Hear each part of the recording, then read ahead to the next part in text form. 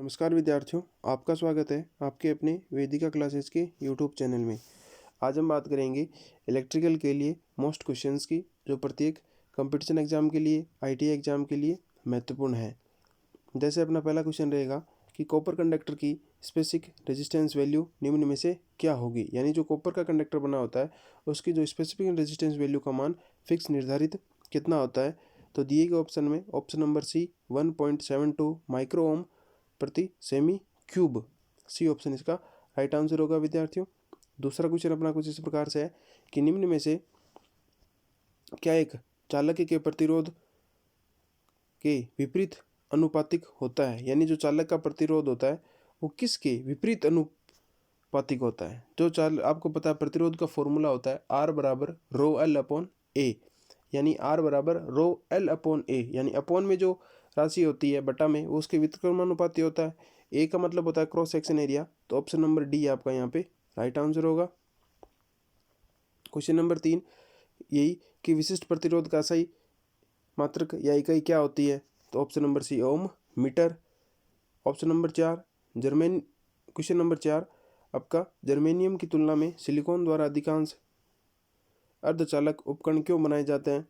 यानी जो आपको पता है जो अर्धचालक उपकरण होते हैं वो जर्मेनियम की तुलना में सिलिकॉन के द्वारा बनाए जाते हैं। तो इनका क्या कारण है कि उच्च बाधा वोल्टेज, उच्च प्रतिरोध, उच्च तापीय चालकता या उच्च करंट वहन क्षमता। तो दिए गए ऑप्शन में ऑप्शन नंबर ए आपका उच्च बाधा वोल्टेज, यानी वो ज़्यादा वोल्टेज को सहन कर सकते हैं।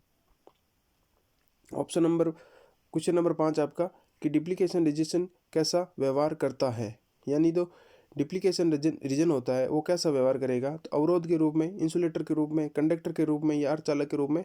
तो ऑप्शन नंबर बी आपका इंसुलेटर के रूप में। क्वेश्चन नंबर 6 अपना यदि फुल वेव रेक्टिफायर सर्किट में ट्रांसफार्मर के केंद्रित टेप ओपन सर्किट हो जाए तो आउटपुट वोल्टेज क्या होगी। यानी आपका जो ट्रांसफार्मर होता है रेक्टिफायर के अंदर, उसके अंदर जो टेपिंग है वो ओपन सर्किट यानी बीच में से टूट जाती है या खुल जाती है तो आउटपुट पर वोल्टेज आपको पता है शून्य प्राप्त होगी। तो ऑप्शन नंबर ए आपको शून्य वोल्टेज प्राप्त होगा। क्वेश्चन नंबर 7 अपना क्रॉस सेक्शन करंट सुरक्षा के लिए कौन सा उदाहरण है। यानी जो क्रॉस सेक्शन करंट होती है उसको सुरक्षित रखने के लिए किस इंस्ट्रूमेंट का प्रयोग किया जाएगा। MCB, MCCB, HRC फ्यूज या रिन्यूएबल प्रकार की फ्यूज इकाई। तो ऑप्शन नंबर डी रिन्यूएबल प्रकार की फ्यूज इकाई का प्रयोग किया जाता है। क्वेश्चन नंबर 8 अपना कि अर्थ रेजिस्टेंस टेस्टर में ओम सुई के विक्षेप के लिए अनुपातिक है। करंट कॉइल में, पोटेंशियल करंट कॉइल में, हैंडल में घूमने की गति में, दो करंट कॉइल में। तो ऑप्शन नंबर डी आपका दो करंट कॉइल का अनुपात राइट होगा। क्वेश्चन नंबर 9 आपका अर्थ रेजिस्टेंस टेस्टर किस सिद्धांत पे कार्य करता है। यानी जो अर्थ रेजिस्टेंस टेस्टर का सिद्धांत कौन सा होगा। Self induction, mutual induction, potential method या फ्लेमिंग के बाएं हस्त का नियम। तो ऑप्शन नंबर सी आपका पोटेंशियल मेथड का गिरना सिद्धांत काम में लिया जाएगा। क्वेश्चन नंबर 10 आपका उपकरण आर्थिक की तुलना में सिस्टम अर्थिंग अलग क्यों होती है। यानी उपकरण की अर्थिंग और सिस्टम की अर्थिंग अलग अलग क्यों होती है। क्योंकि ये मानव को सुरक्षित रखती है, ये सभी सर्किट दोषों से बचाती है, ये करंट के ले जाने वाले कंडक्टर से जुड़ी होती है, यह नॉन करंट से ले जाने वाले धातु से वर्ग से जुड़ी होती है। तो अपना ऑप्शन नंबर सी यानी करंट से ले जाने वाले कंडक्टर से जुड़ी होती है। जो सिस्टम की अर्थिंग की जाती है और एक उपकरण की अर्थिंग की जाती है, उन दोनों में अंतर से संबंधित क्वेश्चन था आपका। क्वेश्चन नंबर 11 आग को बुझाने में स्मूथरिंग से क्या हास्य है। यानी आग को बुझाने में जो स्मूथरिंग की प्रक्रिया होती है उसमें क्या किया जाएगा।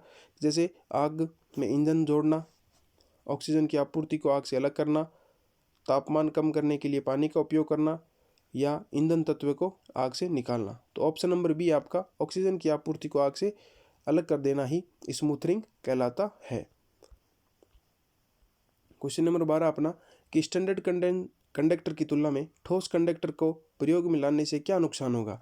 यानी आपको पता है एक तो कंडक्टर होता है जो स्टैंडर्ड होगा, एक ठोस कंडक्टर होगा। तो आपको पता है उसमें कम कठोरता होगी, कम लचीलापन होगा, कम गलनांक होगा या कम यांत्रिक शक्ति होगी।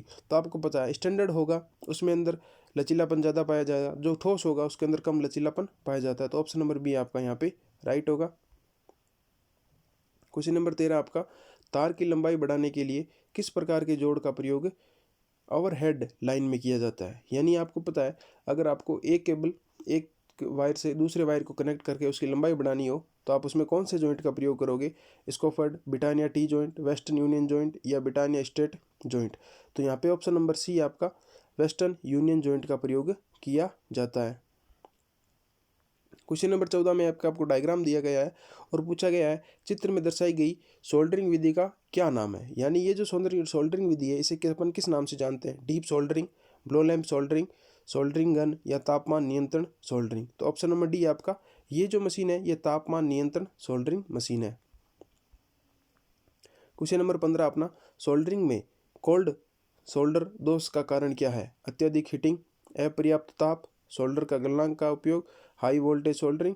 तो इसमें अपना ऑप्शन नंबर बी होगा अपर्याप्त ताप। यानी सोल्डरिंग में कोल्ड सोल्डर दोष का कारण होगा अपर्याप्त ताप का होना। क्वेश्चन नंबर आपका 16 कि डीसी सर्किट की शक्ति की गणना करने के लिए किस सूत्र का प्रयोग किया जाएगा? तो डीसी सर्किट में आपको शक्ति की गणना करनी है तो उसमें करंट और वोल्टेज का जो गुणन होगा वही उसमें शक्ति कहलाता है। तो ऑप्शन नंबर बी आपका राइट आंसर होगा। क्वेश्चन नंबर 17 आपका जैसे दे रखा है 200 वाट व 250 वोल्टेज रेटेड लैंप के प्रतिरोध की गणना करो। यानी 200 वाट यानी शक्ति दे रखी है आपको और एक वोल्टेज का मान दे रखा है और आपको प्रतिरोध की गणना करनी है। तो प्रतिरोध की गणना करने के लिए आपको पता है कि ओम का नियम होता है V बराबर आई आर। तो उससे आर का मान आपको ज्ञात करना हो तो आर बराबर होगा V अपॉन आई। V का मान तो अपने पास में है लेकिन I का मान अपने पास में नहीं है तो अपन क्या करेंगे इस फॉर्मूले के अनुसार पहले I का मान ज्ञात करेंगे। तो I का मान ज्ञात करने के लिए अपन पावर का फॉर्मूला लगाएंगे क्योंकि अपन के पास में पावर का जो फॉर्मूला होता है वो होता है P बराबर VI। जब P बराबर VI लिखेंगे, P का मान आपके पास में 2 है, V का मान आपके पास में 250 है, I का मान आपको ज्ञात करना होगा। तो I का मान ज्ञात करेंगे तो फॉर्मूला बन जाएगा P अपॉन V। तो P यानी 200 और V यानी 250। जब 200 में 250 का भाग देंगे तो इसका मान आएगा 0.8। यानी 0.8 आपकी धारा का मान प्राप्त हो चुका है। अब अपन प्रतिरोध का मान ज्ञात करेंगे तो प्रतिरोध का फॉर्मूला ओम के नियमानुसार हो जाएगा V अपॉन आई। यानी V तो आपके पास में 250 वोल्टेज था, आई अपन ने 0.8 ज्ञात कर लिया है। अब 250 में जब अपन 0.8 का भाग देंगे तो वो जाएगा 312.5 ओम वार। तो ऑप्शन नंबर सी आपका राइट आंसर होगा। यदि एक वोल्टमीटर को एमीटर की तरह सर्किट में जोड़ा जाए तो वह क्या करेगा? ठीक है विद्यार्थियों, जैसे आपने वोल्टमीटर को एमीटर की तरह यानी जोड़ना तो एमीटर था लेकिन उसकी जगह आपने वोल्टमीटर को जोड़ दिया तो वो क्या दर्शाएगा? निम्न रीडिंग दर्शाएगा, कोई विक्षेप नहीं दर्शाएगा, एमीटर जल जाएगा या अवर विक्षेप हो जाएगा। तो ऑप्शन नंबर ए आपका वो निम्न रीडिंग दर्शाएगा। क्वेश्चन नंबर आपका 19 कि एक खुले सर्किट में प्रतिरोध की वैल्यू होती है। यानी जो ओपन सर्किट होता है उसके अंदर प्रतिरोध की वैल्यू का मान होता है 0, निम्न, अनंत या उच्च। तो ऑप्शन नंबर डी आपका अनंत राइट आंसर होगा। क्वेश्चन नंबर 20 आपका है अपना इस प्रकार से कि 50 ओम, 220 ओम, 450 ओम व 560 ओम वाले आपूर्ति के साथ जुड़े किस रेजिस्टेंस में समांतर सर्किट में न्यूनतम करंट प्रवाहित होगी? यानी आपको 4 प्रतिरोध की वैल्यू दे रखी है 50, 220, 450 व 560। इनमें से आपको पूछा है कि चारों किस क्रम में समांतर क्रम में जुड़े हैं और इन चारों में किसके अंदर तो न्यूनतम धारा का प्रवाह होगा। तो अपन को पता है अभी ओम का नियम होता है V बराबर आई इंटू आर। तो आर बराबर हो जाएगा V अपॉन आई।